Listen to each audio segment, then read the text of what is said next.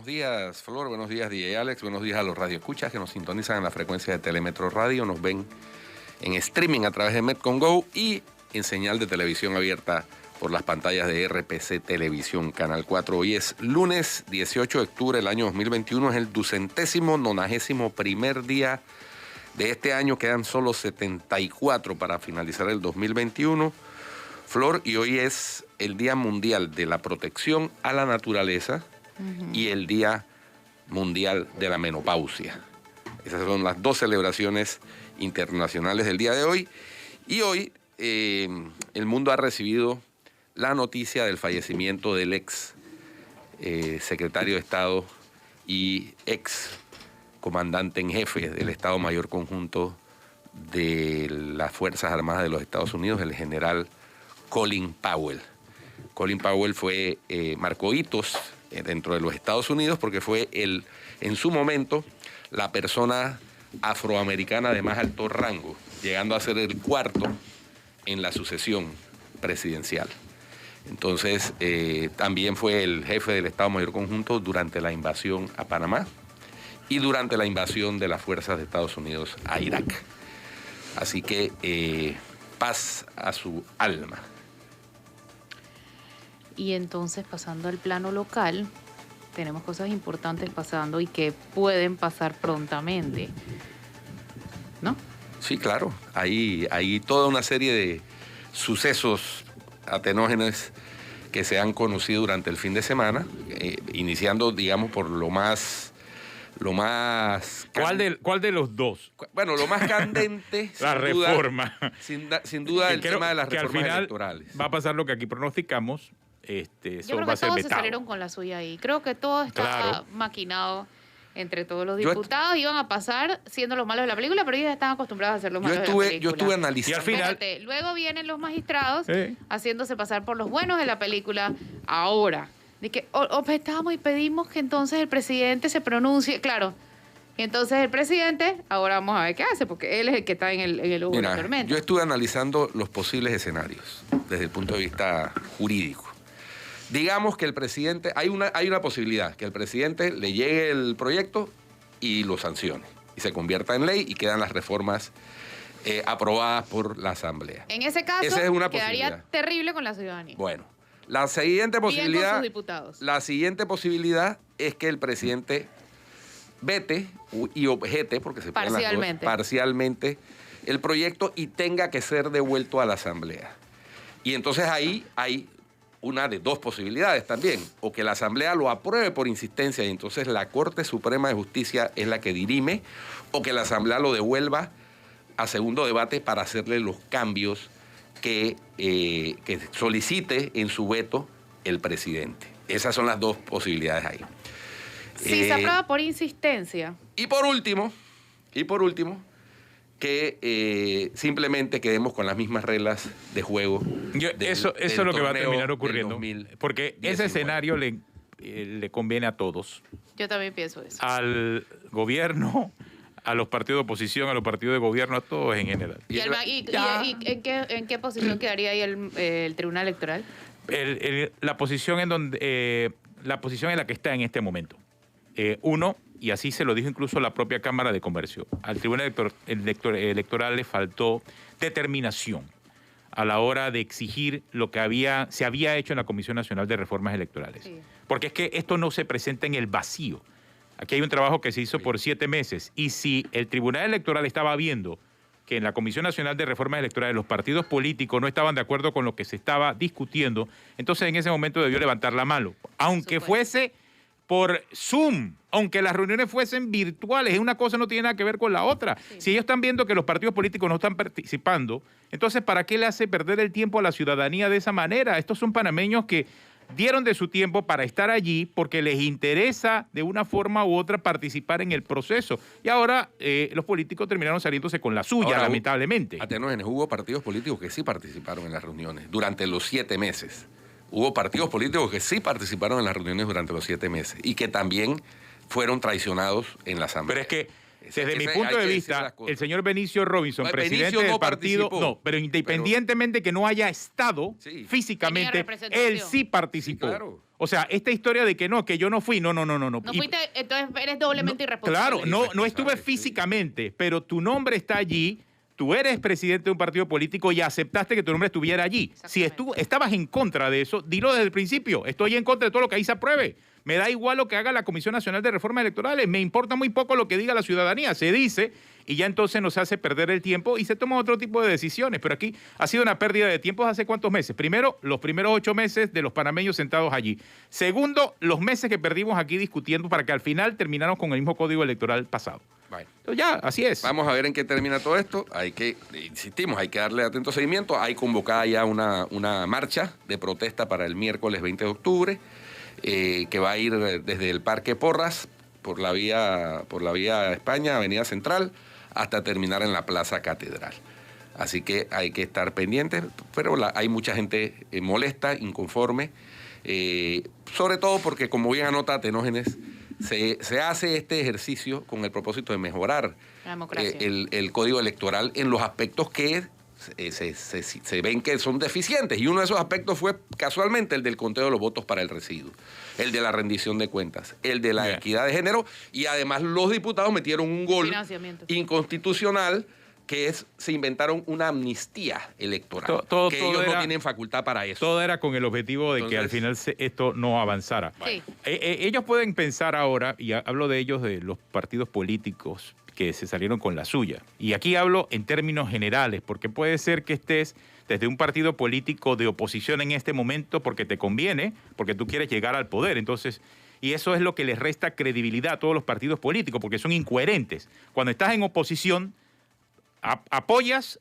un punto de vista y cuando pasas a gobierno te cambias de acera y ya la gente se cansó de eso. Sí. O sea, ya la gente los tiene fichados. Entonces, por eso está provocando un gran desánimo entre la mayoría de la ciudadanía. Lo importante es que ese desánimo se traslade a los votos. Sí, pero es que ellos piensan que en este momento, pues a la gente no le importa. Sí, pero es que se va acumulando. Se va acumulando y eso de repente provoca un estallido social en algún momento de la historia. No te estoy diciendo que va a ocurrir otro año, ni dentro de 2, ni de 3, no sabemos, pero ya hemos visto casos como el de Chile, hemos visto casos como el de Colombia, hemos visto casos de nuestros países vecinos en donde al final el estallido, esto se va acumulando como una bomba de una olla de presión. ¿Crees que la gente va acumulando o crees que la gente va olvidando? No, yo creo que sí, la gente va acumulando. ¿Sí? Va acumulando. Y llega un momento en que estallan, y sobre todo, ha ocurrido en otros países. No sé si ustedes han percibido el desánimo de los jóvenes con relación a lo que está pasando. Ese desánimo no es bueno. Veo tantos jóvenes queriendo irse del país. Ese desánimo no es bueno. Y ojo, tenemos pendiente un tema en discusión que tratamos el viernes con nuestro invitado, que es fundamental y clave, que es el seguro social, el IBM, el programa Invalidez, Vejez y Muerte, las pensiones. Ese tema está pendiente y ese causó el estallido social en Nicaragua.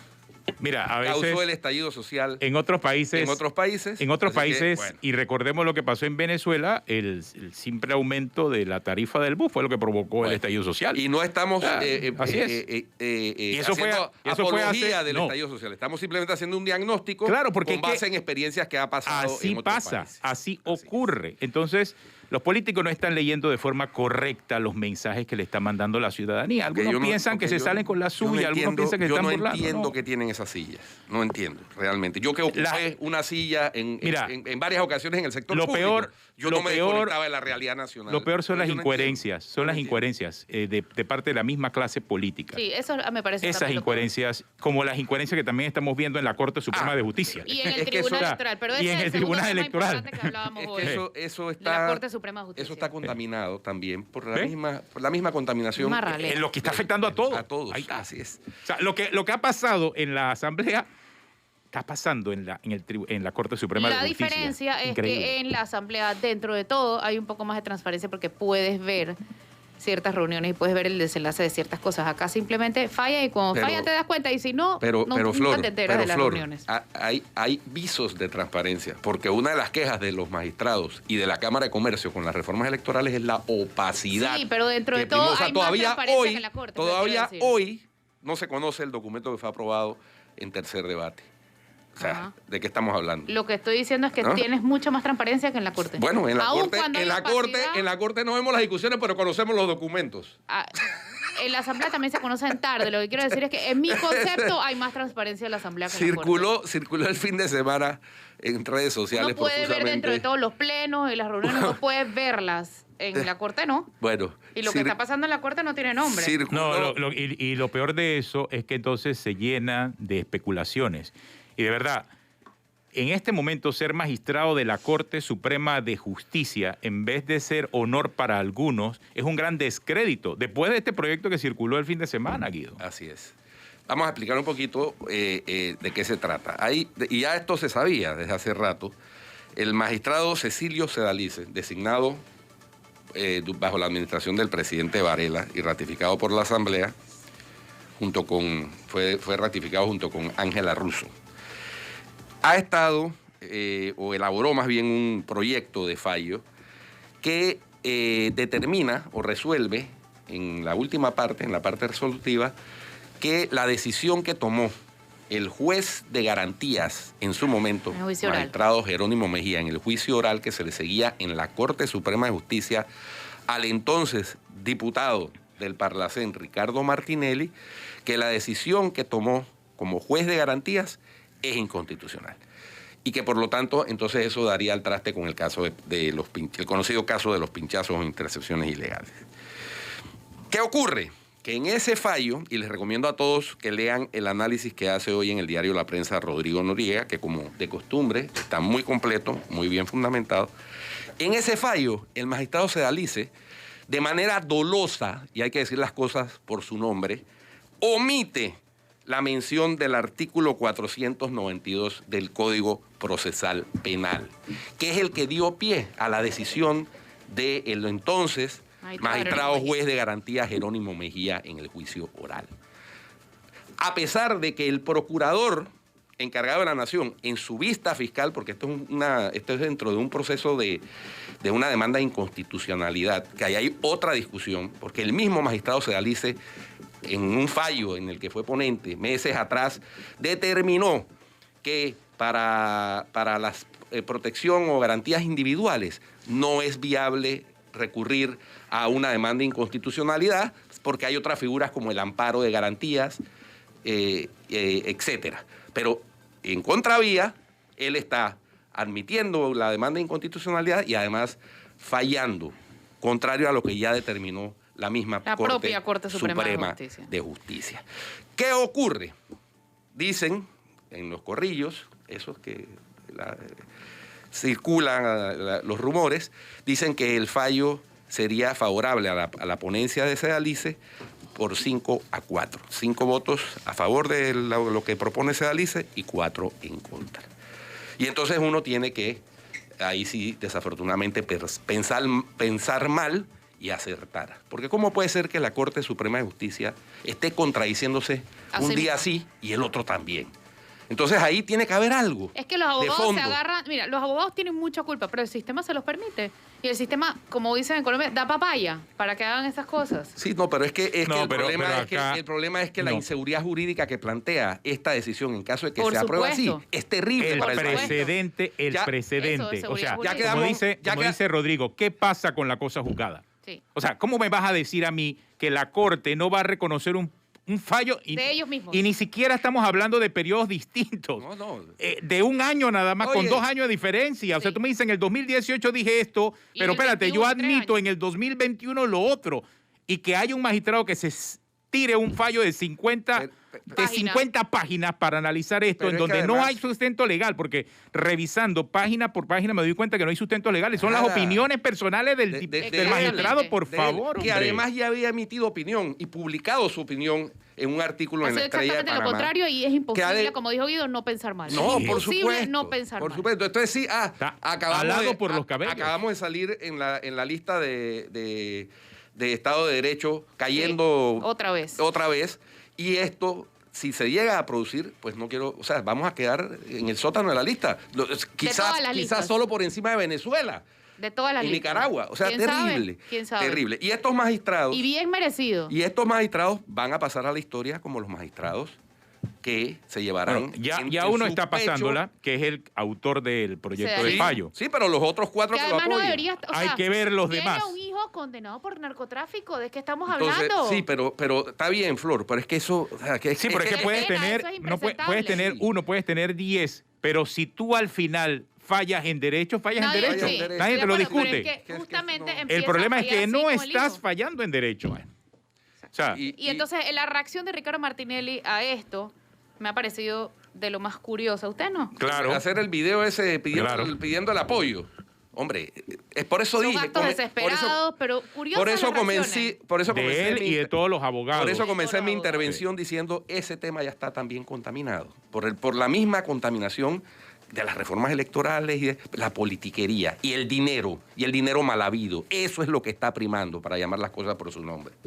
Y entonces, por otro lado, esos magistrados, porque yo sé que hay magistrados ahí que sí les duele el derecho y sí les duele el país. Que se nota con el voto. Esos otros que no les duele, bueno, se van a llevar el galardón de por vida de haber entregado una decisión de la Corte inclinada por otras consideraciones que no son las jurídicas. Sí. Él y su abogado. Por otro lado, dejó la andadera nuevamente. Ahí estuvo tomando el fin de semana y además publicando, tomando unos shots de tequila del restaurante tal que no voy a decirlo para no darle publicidad. ¿Dónde está la andadera? Cero andadera, chupando, sin mascarilla. Ahí es donde ha fallado el tribunal del caso. Porque realmente el comportamiento del señor Martinelli alrededor del juicio no es el aceptable para una persona que solicitó por su condición médica no estar presente en el juicio y le dieron la oportunidad de hacerlo virtual. Eso no ocurre con cualquier persona en una audiencia en Panamá. Correcto. Así de simple. Es que el señor se enferma de lunes a viernes. Entonces llega con andadera de lunes a viernes, y el fin de semana es una burla llega abierta, con mascarilla, con careta facial, hace todo su show. Enfermera. Pero el fin de semana el hombre está vivito, coleando, tomando, parrandeando, brincando, etcétera. La verdad es que cuando tú sumas, Guido y Flor, y ves todo lo que está pasando, resulta una burla. Entonces, Flor, eso va alimentando la frustración de la gente, independientemente de que la gente simpatice o deteste al señor Martinelli. Entonces, eso va alimentando poco a poco el malestar. Es malestar, porque el malestar es institucional. Sí. No se trata de un malestar contra nadie ni a favor de... No, es institucional. La gente dice, oye, si eso pasa con casos tan obvios como estos, ¿qué se puede esperar en los casos en que está metido realmente una persona sencilla, de nivel popular, enfrentada a la administración de justicia? ¿Hay otro? No, lo que pasa es que hay dos formas de ver lo que acabas de plantear, Guido. Una es que cuando tienes poder y tienes plata, la justicia te trata de una forma. Y cuando lamentablemente estás acusado por robarte una gallina o una iguana, como se dice aquí, la justicia te maltrata. Entonces, mira tú lo amplio que resulta ser lo que está pasando con el señor Martinelli. Todas las aristas que tiene este problema, no solamente en lo político, sino también las repercusiones que está teniendo en la credibilidad de la propia Corte Suprema de Justicia. Y del país. Ahora, ante el no solamente si ustedes han escuchado esta otra versión, que el caso del fallo es un proyecto de fallo. La información que yo tengo es que todavía no todos los magistrados han opinado sobre el proyecto de fallo. No, ellos echaron a rodar la bola, los digámoslo así, pro Martinelli, por ahora hay 5-4 a favor. No, por ahora hay 4 opiniones. Sí. Hacen falta 5. Sí. Tengo entendido que deben tener todas las opiniones de los magistrados antes que esto llegue al Pleno. Y corre el reloj contra el magistrado Sedalice en su ponencia. Puede perderla. Y si él la pierde, sería la magistrada María Eugenia López la que asumiría el caso. O sea, eso es para poner en contexto la condición de este proyecto de fallo que está circulando del señor Sedalice. Hay otras cosas, pero creo que debemos ir a cambio y luego tenemos a nuestro invitado Aurelio Yeyito Barría conversando. Vamos a conversar con él de la reforma y también de este asunto, o sea, porque es que es algo integral, esto no podemos verlo aislado, todo está pegado aquí. Todo está pegado, así que ya volvemos, no se vayan.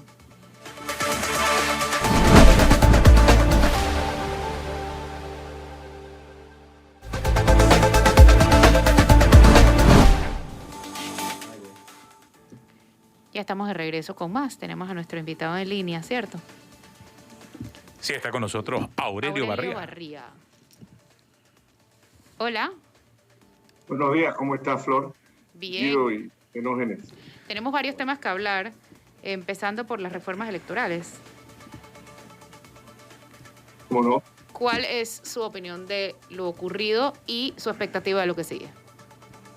Bueno, yo creo que todos coincidimos en que los magistrados del Tribunal Electoral fueron engañados o se dejaron engañar cuando advirtieron en la mesa técnica que tenían la voluntad y la disponibilidad y la intención de los diputados de aprobar el proyecto de ley 544 con todos los artículos que lo contemplaban. Sin embargo, hemos observado que a lo largo de todo este primer debate, segundo debate y el tercer debate hecho en la opacidad, que significa es sin la luz transparente, en la oscuridad, en la noche, deprisa, se aprobó el viernes un proyecto de ley que todos los ciudadanos desconocemos. Ni siquiera hoy han entregado el documento al Tribunal Electoral, la Asamblea, para que pueda ser revisada. Y por los que ellos pudieron escuchar, los magistrados del Tribunal Electoral emiten un comunicado en el día de ayer en la cual rechazan por inconveniente, por inconstitucional y por improcedente este proyecto de ley. Yo espero que esa solicitud al Ejecutivo de que lo vete se dé. Sin embargo, eso no va a ser fácil. Yo espero que haya buen criterio y sensatez de parte del señor presidente de la República y que lo rechace también y lo mande de vuelta a segundo debate. Sin embargo, para que se den las aprobaciones de estos 4 puntos que mencionaron los magistrados, se va a requerir mucha unidad y mucha participación cívica ciudadana para hacerles sentir que ellos están tomando decisiones a nuestras espaldas, a su conveniencia y a su propio interés, y que ese castigo se lo vamos a dar en su momento, ahora o en las próximas elecciones, para que no haya reelección de los mismos diputados del residuo que le llaman, que son los 15 diputados que han salido, muchos de ellos del partido gobernante, y que son los que constituyen la dictadura parlamentaria que le llamo yo. Así es que yo considero que esta es una nueva etapa y que tenemos que salir a participar y exigir que se respete la voluntad del soberano, que es de todos los ciudadanos.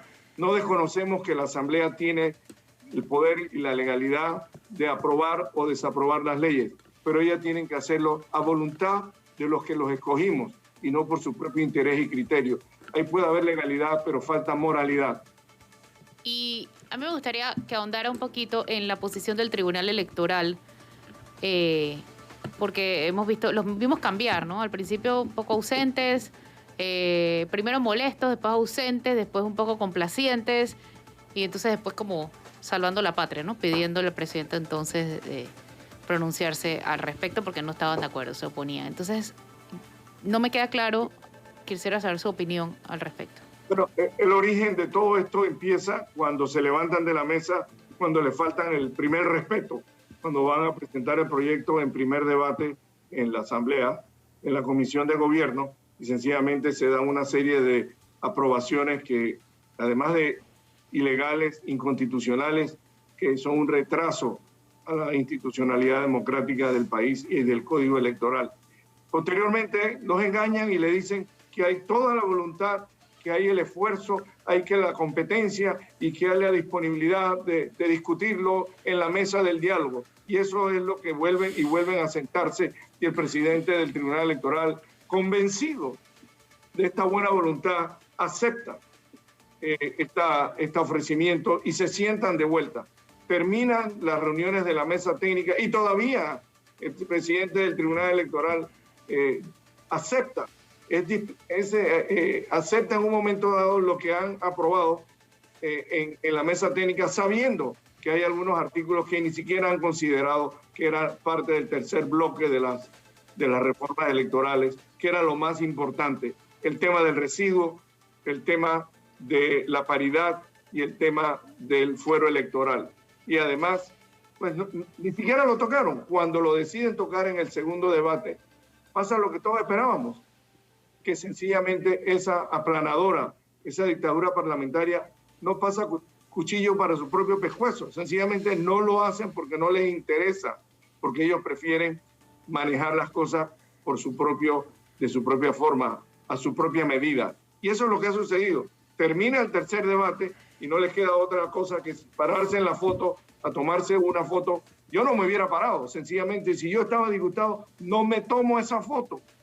Pasa el fin de semana y ya viene la declaración, luego que hay la protesta. Sí, la foto era innecesaria. Yo también pensé lo mismo. ¿Ustedes no? Sí, claro. La foto es avalar lo que hicieron ahí. Es que si no estoy de acuerdo y voy a expresar lo que expresó el Tribunal Electoral, ¿para qué me tomo la foto? O sea, eso... Pero más allá, Guido, si es que esta no es la primera foto. Anteriormente, cuando dieron a conocer su posición, estaba al lado del presidente de la Asamblea esperando el comunicado de ellos. Sencillamente, si yo tengo una posición firme en la cual estoy exigiendo las reformas electorales que el país necesita para transitar hacia la democratización del código electoral y para mejorar este país y que haya mejores oportunidades para todos, que haya equidad y participación del género, que haya igual número de candidatas, damas y caballeros.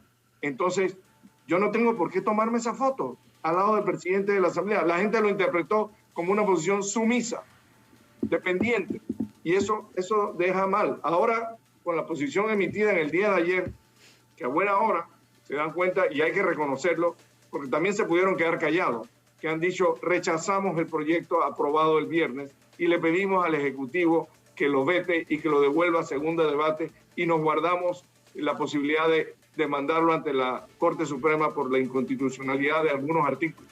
Bueno, ahora lo que queda es que nosotros consigamos, que presionemos para que el presidente, con buen juicio y sensatez, tome una decisión de lo que queremos los panameños. Pero eso no es suficiente, porque volver al segundo debate no hay garantías de que eso se va a aprobar, a menos que los ciudadanos protestemos con una participación masiva y activa en los próximos días. Pasemos un poquito al tema de Martinelli y la justicia. ¿Qué mensaje da que la Corte esté en proceso de fallar contra un fallo de la propia Corte? De la ilegalidad del fallo de la propia Corte. Bueno, yo comenté durante el fin de semana, cuando tuve conocimiento de que se estaba circulando un proyecto de ley del magistrado Sedalice, desafortunadamente nombrado por el presidente Varela, en la cual se iba a tomar esta decisión para poder tumbar el juicio, para decirlo en buen panameño. Yo soy uno de los testigos y puedo decirte que son totalmente mentirosos, porque igual que Guido, cuando fuimos al testimonio, nosotros declaramos que los pinchazos de mis documentos, de mi correo electrónico estaban comprobados y yo lo pude comprobar. Y cuando te hacen las preguntas que si yo puedo garantizar que fue Martinelli el que los pinchó, evidentemente tengo que decir que que lo desconozco, que no puedo demostrarlo físicamente. Pero por favor, todos saben que qué va a hacer Brad Pitt con mis números, con mis celulares y con mis correos electrónicos. Era el jefe de Brad Pitt el que tenía el interés de saber qué es lo que pasa con mi vida y de los 150 panameños que han sido pinchados. Eso te demuestra... De los 150 panameños que se probó. Sí, que apareció el servidor del 2012 al 2014. Eso no significa que fueron los únicos. No, es que hay muchos más, porque hay tres bloques más que no aparecen, 3 memorias más que no aparecen. Pero eso te demuestra que todo lo que dicen, que nosotros fuimos a reconocer que él no ha sido la persona que tuvo la responsabilidad de pinchar. Por favor, ¿en qué cabeza cabe eso? Y sencillamente yo lo dije y lo repito y lo reafirmo. Él es responsable de las pinchadas de teléfono de todos los panameños que se le violaron la intimidad y la privacidad, y eso es un derecho que tenemos, y el presidente de la República, este o cualquiera, no puede hacer eso porque es una falta a los derechos de los ciudadanos. Pero agrego más, yo también le advertí a estos magistrados que observen lo que pasó en El Salvador con los magistrados de la Corte Suprema, que fueron sancionados por el gobierno de los Estados Unidos con la lista Engel por actos de corrupción y actos antidemocráticos. Eso es lo que les espera y eso tiene consecuencias para ellos, para sus familiares y para todas las personas que estuvieran vinculadas a esa decisión. Es que si sigue la situación actual de descrédito hacia la Corte, hacia el Tribunal Electoral, yo creo que ahí va a terminar siendo va a terminar siendo el camino acerca de los problemas de corrupción, porque es que si no entendemos aquí internamente, si no hay justicia internamente, entonces las sanciones internacionales son las que nos caerán. Ya de por sí estamos en un montón de listas y eso no va a ser gratis. Si queremos salir de las listas, tenemos que hacer cosas. Si no hacemos esas cosas, van a caer las sanciones. Y si caen las sanciones, va a pasar lo que dice usted, mi estimado Yeyito. Eso es lo que va a pasar. O sea, van a comenzar a aparecer entonces los nombres y los apellidos de todos los señalados. Entonces debemos comenzar a tener algo de cordura en las decisiones que se están tomando en los diferentes tribunales. O sea, hay que ser coherente. Hay que ser coherente. Aquí la incoherencia permea en todos los niveles. Y la insensatez. Ahora, claro. Entonces, lo que pasó con el Tribunal Electoral, que usted muy bien anota, es otro ejemplo de esa incoherencia. Si ellos mismos lideran un equipo llamado Comisión Nacional de Reformas Electorales, porque así lo dispone la ley, ellos deben cuidar hasta en la última coma lo que allí se discute. Y si están viendo que los diputados están oponiéndose, están mostrando resistencia a algo en donde ellos participaron, hay que levantar la mano, y había que levantar la mano antes que se formara este show que se formó y que al final trajo como consecuencia, o va a traer como consecuencia, el veto de esta ley. Claro, que es que además, Atenógenes, ellos lideran la Comisión Nacional de Reformas Electorales porque ellos son los que tienen la iniciativa legislativa exclusiva en materia electoral. Así es. Entonces, eso es así. Y han tenido que defender esa posición con vehemencia, con virilidad, con decencia, con institucionalidad. Pero yo creo que hay que ser justos. Si bien es cierto, uno comete errores en el camino, en este sentido, el punto final de que el Tribunal Electoral haya rechazado lo aprobado el viernes es un punto favorable, porque bien igualmente pudieran haber aceptado y se hubieran quedado callados, y esto pasa sin pena ni gloria para la sanción del presidente. Yo creo que el hecho de que ellos lo hayan rechazado y al mismo tiempo solicitado que fuera vetado y que ellos se guardan el derecho de poder demandar la inconstitucionalidad de muchos de estos artículos es un paso adelante. Sin embargo, hay el peligro de que nos quedemos con el Código Electoral del 2017 que se usó en las elecciones del 2019 y todavía pues que se cambien algunos de los artículos del Código Electoral vigente si son llevados a la Corte para demandar su inconstitucionalidad, especialmente la del residuo. Yo creo que eso sería un paso importante. Quedan otros temas como lo de la paridad y lo del fuero electoral, pero el más importante siento que es el residuo, porque ahí es donde se hace la trampa electoral, ahí es donde salieron 15 diputados que no debieron salir, donde otros panameños tuvieron más votos que ellos, pero ellos con la matraca y con la trampa electoral pudieron hacer la matemática para darse esos votos adicionales y contar 2 veces los votos de los ciudadanos. Eso es injusto, eso es ilegal y eso es inmoral. Antidemocrático. Claro, es que ahí, Aurelio, es donde está la trampa. La trampa está, y está así desde el año 93, en que para el residuo, en el sistema original, no se contaban, no se tenían en cuenta los votos obtenidos por cociente y medio cociente. Y entonces era el residuo, es decir, lo que restaba, lo que sobraba. Su nombre lo dice. Exactamente. Resulta ser que acá en la fórmula que nos inventamos, entonces se suman nuevamente los votos del cociente y medio cociente, y entonces eso favorece a los partidos grandes, evidentemente, o a los partidos de la alianza grande. La proporcionalidad apoya la alianza del partido grande. Así es. Entonces, ahí sí la apoya. Tan sencillo que era eliminar esa modificación que se hizo en el 93. No, porque es que les gustó la fórmula porque hubo 15 que salieron con esa fórmula, que no estuvieran ahí, entre esos el presidente de la Asamblea. Hay que llamar la cosa por su nombre. En este caso, el presidente del partido gobernante también. No, él salió por cociente, pero después de un movimiento raro que hubo allá con actas y todo lo demás, pero él salió por cociente. Pero en este caso el PRD fue el más favorecido porque era el partido más grande, pero lo volverá a hacer en el próximo gobierno, en la próxima elección. Eso ya es futurología, Flor. No es futurología. Estamos hablando y analizando, pensando, y le estoy preguntando a ustedes su opinión. Sí, ¿no? La gente cada 5 años suele sacarse el clavo. Y el PRD ya ha aprobado de esa medicina en ocasiones anteriores. Para cuando estén en oposición, ese es mi punto. No lo están haciendo, ni lo han hecho antes. Es más, ningún partido lo ha hecho.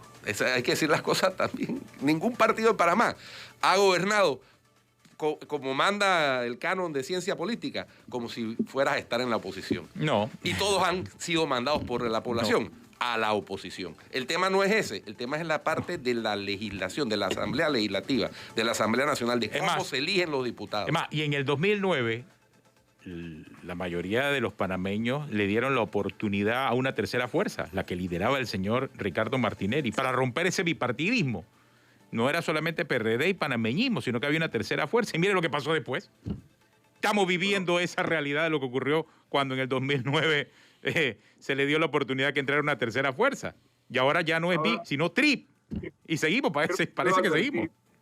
Quiero advertir que estamos entrando en una etapa bien complicada, porque ahora con la decisión que tiene que tomar el Ejecutivo, también tiene en la mesa que mandó a la Asamblea la aprobación de 2 magistradas de la Corte Suprema. Aquí va a haber un quid pro quo, aquí va a haber una negociación y aquí va a haber una presión de parte de la dictadura parlamentaria hacia el Ejecutivo para decirle, como este proyecto de ley aprobado en tercer debate, pones en duda y pones en riesgo la aprobación de las 2 magistradas. Y eso sería muy grave y quiero advertirlo para que estemos muy claros de que eso puede pasar en los próximos días. Bueno, una vez más se pondrá a prueba la capacidad o la ausencia de capacidad de liderazgo del presidente de la República. No, lo que se pone a prueba es la inmoralidad y la negociación de estos diputados de la Asamblea que han estado gobernando bajo una dictadura parlamentaria y sencillamente secuestrando e imponiendo todas las leyes que ellos quieren pasar a su beneficio, subiendo el presupuesto para aumentarse los recursos públicos y gastarlos de aquí al 24 en nombramientos de planilla. Y en su reelección, básicamente. Y en su reelección. Y en fondos para sus fundaciones, que tú sabes a dónde van esos fondos y donde se han quejado muchas personas que hay el cashback, donde le facilitan cheques de $2,000 y $1,000 a la persona y le exigen que les paguen de vuelta esos recursos. Eso es lo que todos los ciudadanos conocen y hay que decirlo públicamente. Eso es lo que ellos pretenden mantener de aquí hasta el 2024. Bueno, pero sí, de acuerdo, eso yo no tengo ninguna objeción a eso. Pero si ese es el escenario que se da y es un chantaje, porque hay que decirlo, una extorsión al presidente de la República de que te cambio la ratificación de las 2 magistradas a cambio de estas prebendas, pues el presidente de la República tiene que caracterizarse. Es lo que digo, que se pone a prueba el liderazgo que debe ejercer el primer mandatario de la nación. Y no ceder ante el chantaje y decirle, atrévanse a objetar a las magistradas y los denunciaré por eso. Eso es lo que ocurre en un país democrático con un sistema funcional y donde un presidente de la República ejerza su liderazgo. O lo que debería ocurrir. Es lo que debería ocurrir. No estoy segura si pueda pasar, pero estoy de acuerdo con el análisis de Dieguito Garriga. Eso es lo que probablemente nos vamos a tener que enfrentar en los próximos días. Probablemente venga el veto o venga condicionado a la aprobación de las 2 magistradas, que tanto se necesita para cambiar el balance que hay en la Corte Suprema de Justicia. Y por eso también que eso tiene que ver con el otro caso que mencionaste de los pinchazos, porque quieren pasarlo ahora, donde tienen 5 votos de 5 magistrados que son capaces de votar sencillamente desconociendo las leyes y desconociendo lo que deben actuar correctamente. Yeyito, tú mencionaste algo muy interesante que ya lo hemos tocado aquí de refilón en programas anteriores, y es que una cosa es lo que salen a decir los abogados del señor Martinelli después de cada fecha de audiencia del juicio de los pinchazos, y otra lo que realmente sucede en la sala. Y ellos están apostando a tratar de obtener puntos mediáticamente, ¿no? Pero las 3 juezas de ese tribunal sí ven realmente lo que sucede en la sala de audiencia. Entonces, también en las redes hay un escenario paralelo, si se quiere, y me llamó la atención a propósito de lo que mencionabas de la lógica que debería imperar, la sana crítica, que es la que está llamada a imperar en la aplicación del derecho. Alguien tuiteó que nadie vio a Hitler apretar los botones de los hornos crematorios que produjeron el holocausto de la muerte de más de 6 millones de judíos, ni dar las órdenes de hacerlo. pero nadie duda que fue Hitler el que dio las órdenes, ¿no? Entonces, esa lógica y esa sana crítica debería imperar en un Estado de Derecho a la hora de tomar una decisión. Y no las declaraciones mediáticas de los abogados de la defensa, que salen a decir, vapulearon a Yeyito Barría, vapulearon a Guido Rodríguez, vapulearon a Michel Doyle. Eso no ha sucedido, para que estemos claros. Eso no ha sucedido, eso sucede en la mente de ellos solamente. Sí. Y de declaraciones para afuera. Todo el mundo es consciente y todos sabemos la credibilidad de ellos y la credibilidad de los otros, y nosotros está muy por encima de las palabras que ellos puedan decir. Sencillamente decir que el presidente de la República no es responsable de lo que hacen sus colaboradores cuando él ha sido el jefe del Consejo de Seguridad, y que todos sabemos que lo ha dicho públicamente, que conocía el pedigrí y la información de todas las personas que de alguna manera protestaban o sencillamente... Vamos más allá, él cambió la ley para tener el Consejo de Seguridad bajo su mando. Él cambió la estructura para ser él el coordinador del Consejo de Seguridad, que antes era el ministro de Seguridad. O sea, más pruebas no pueden existir. Por la boca muere el pez. Así es. Muy nacional, muy folclórico. Y eso es así. Él es muy bocón. Y eso es lo que ahora está pagando. De que lo dijo, lo reconoció y públicamente lo señaló, inclusive en una asamblea general de la prensa le dijo a todos, yo conozco de todos ustedes y el pedigrí de cada uno de los que estábamos ahí presentes. ¿Qué más prueba de esa? Y eso fue publicado. Así que, y también fue publicado que cuando me llamó a mí por una entrevista con Flor Misrachi en un knockout, cuestioné 9 meses después de haber tomado posesión que el país estaba viviendo una de las peores niveles de corrupción y que íbamos hacia una dictadura civil. Y al día siguiente me llamó para amenazarme, para decirme te voy a sacar la ñex y te voy a hacer tal y te tengo fichado. ¿Qué significa eso? El presidente de la República. Yo tengo la llamada grabada. El presidente de la República llamando a un ciudadano a decirle, a amenazarlo. A mí me llamó... Perdimos Flor, toda proporción. Flor, a mí me llamó, estando él en España, en un viaje en misión oficial, me llamó a decirme que iba a tener que comprar el periódico Panamá América para que yo dejara de publicar cosas en su contra. Así, ese es el presidente. Ni Noriega en los tiempos de la dictadura me llamó para amenazarme. Pero él se sentía por encima del bien y del mal. Y ahora que pague las consecuencias. Bueno. Muchísimas gracias por acompañarnos. Muchas gracias. Hoy. Y entonces el miércoles hay un llamado a una marcha. Hay dos llamados. Hay un llamado del grupo de los trabajadores desde la Plaza Porras, hay un llamado de una jornada cívica. Creo que se están confundiendo ambas convocatorias. Creo que vamos a conversar con este grupo de jornada cívica a ver si no coincidimos, porque cada uno tiene el derecho a protestar y qué bien que lo hagan los trabajadores del CONUSI, pero creo que cada uno en su lugar y en su momento. Así que vamos a coordinar ese tema y probablemente lo convoquemos para el jueves para mantener las protestas a nivel nacional. Gracias por acompañarnos. Vamos a un cambio y ya volvemos. Hasta luego y muchas gracias por la llamada. Gracias, Yeyito. Bueno. Vamos a cambio.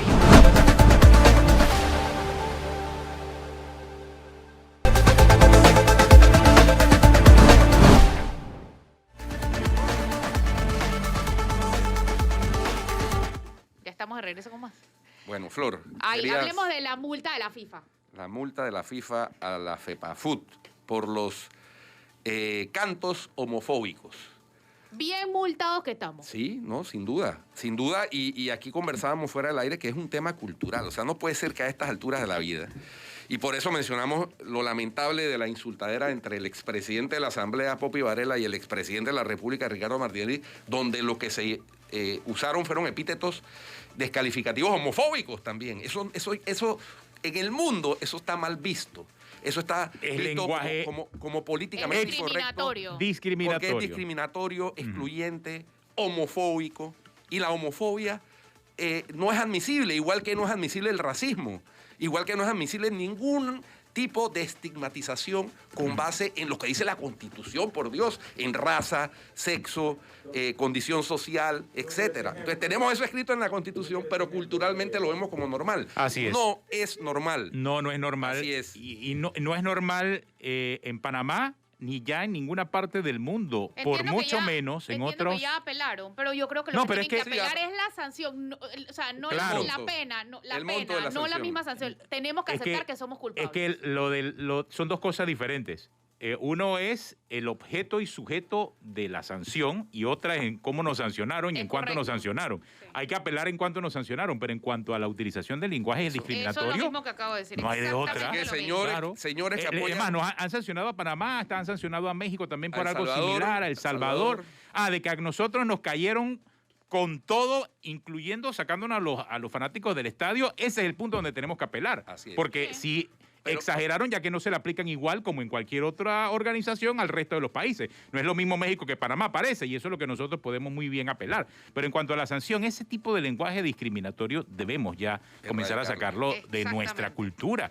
Pasa con las razas, pasa con las condiciones sociales, pasa con las conductas sexuales. Ya eso realmente no está ni bien visto y es sancionado en otras latitudes. Así es. Sí. Así Oye, que, cambiando un señores, poquito de así que tema. señores de la Marea Roja, si quieren realmente apoyar a la selección nacional, Sí, no se puede utilizar ese no lenguaje. utilicen ese lenguaje Es en el correcto. estadio. Sencillo como eso. Hay otros dos temitas rápidos antes de irnos. Es la designación en la Superintendencia de Bancos de David Navarro. Va a ser directivo de la Superintendencia de Bancos y aparece en 13 o 14 sociedades de Panama Papers. ¿Alguien me puede explicar dónde está la sensatez del presidente Nito Cortizo? En medio de una evaluación para salir en una lista. Yo no puedo comprender. Es una cosa curiosa. Además, para reemplazar a una persona con reconocido prestigio profesional y humano como Luis Larroca, que es a quien va a reemplazar el señor Navarro. Y esa designación también está sujeta a la ratificación por parte de la Asamblea, entre otras cosas. Exacto. Entonces, Otra cosa, ojalá los diputados ejercieran sin extorsión ni chantaje el cuestionamiento que deben hacer, que para eso es esa Es ratificación. que él ya arranca el cargo con el pie izquierdo, porque Pero es por que estos supuesto. señalamientos no son buenos, y menos para una entidad como la Superintendencia Y de yo estaba Bancos. buscando a ver si el tipo era disque más graduado con un termómetro o si tenía miles de millones de méritos que borraran o que hicieran ver lo de las sociedades de Panama Papers como algo mínimo, pero yo no vi mucho. Yo solo vi lo de Panama Papers. Sí, dice que en Google tú pones el nombre y no te sale ni en LinkedIn. Sale Imagínate. sale todo lo de Panama Papers. Otra cosa, Bueno. la inseguridad no ha bajado. O sea, el Oye, sábado golpearon al el- subdirector de Ampime. el subdirector Para de asaltarlo. Ampime dice que para asaltarlo lo dejaron con una herida en la frente grande. 15 días de incapacidad. 15 días de incapacidad, como dijo él en su video. A mí me parece... Entonces no es como nos dice el ministro de Seguridad y el director de la policía que se están agrediendo entre bandas criminales. No, Y otra cosa. pero espérate, pero también vimos los videos de cómo están asaltando inclusive a los repartidores. Ah, sí. Bien. Oye, Y no hay un caso, ese fue uno de muchos casos. Sí. Imagínate a un repartidor que no lleva efectivo porque eso se cobra con, Exactamente. con tarjeta, O sea, con que le punto de está pago. quitando el celular nada más. Sí. No, A veces, terrible. increíble. O la moto sería. Oye, y la o Corte- lo que sería peor todavía que para robarle la pizza, pues. Habría que haber mucha hambre en la calle para eso. Bueno, O antojo, pues yo no sé. No sé. Tenemos que irnos. Vieron que la Corte archivó la demanda la denuncia de Kyra Harding contra Bolota, ¿no? sí. Mira tú. Tampoco había rechazado de plano la de Bolota contra Kyra. también. Sí. Ah, by the way, está Ricardo Martinelli bastante molesto por la supuesta filtración del fallo pero ya anunció que hoy va a sacar íntegro la declaración de Michel Doens. Lo dejo con eso. En aras de la reserva, de la reserva del... Porque Ve- dice que lo descuadernaron, esa fue la palabra que usó. Es porque Así el que- tribunal también tiene que ponerse los pantalones. Exactamente. El tribunal tiene que ponerse los Exactamente. pantalones. ¿Cómo puede ser posible que Ricardo Es más, Martínez se ya va a quejar eso- acá por la supuesta filtración del Y fallo ya de la eso- Corte, pero él va a sacar lo que habló Michel Doens Pero si es adentro que de las una sala magistradas- que no se puede sacar Pero nada? si es su actitud de siempre. Las No es una juezas actitud. habían hecho la advertencia. Vamos a ver qué acción Bueno. van a tomar las juezas ahora, pues, si eso pasa. Nos fuimos. Sí. Nos fuimos. Hasta mañana. Siga con el brunch en Telemetro Radio. Eso. Gracias.